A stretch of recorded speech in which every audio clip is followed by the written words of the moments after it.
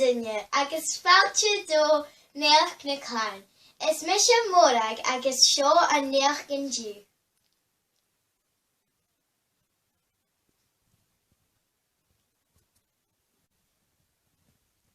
Tá sí na tuairiscíomh an Naidheachd india na ritain as mótha an miastachan na Gaelic.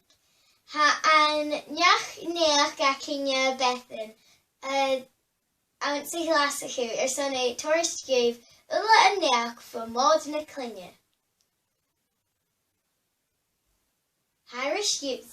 Bethan. Tablet mórag is hasíne Mòd Ghlaschu mar bhfuil an spórs a géir. Hasín dúna chéad a bhí aus na cóirpeisiún sein agus hasín an brain rí cutting a bheith aus na cóirpeisiún. Rose. Mating bheith. Fuirte tú a gra an racket agus a ginte chéin dé hair déanú an seo an dú. We should that corporation saying traditional is prescribed sin man. Agus a bhfuil corporation eile acu bhain dú. Inneall a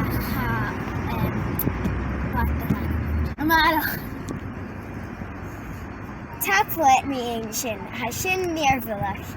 Ha míon dóchas gan bhí lama acu agus gan bhí gur má héad slíomh. Bhí asisiúd sa mórag.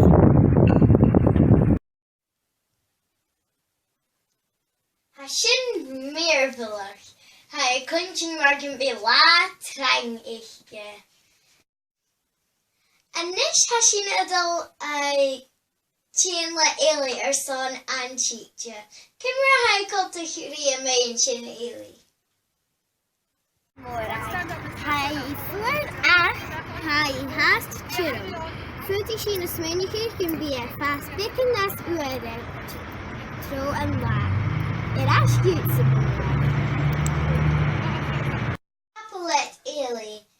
Tá sin na tuairiscíonn an Naidheachd a cinne son an dú. Tá míon dóchas gan bhí lama acu agus hí sin sibh a dheithir. Cheery!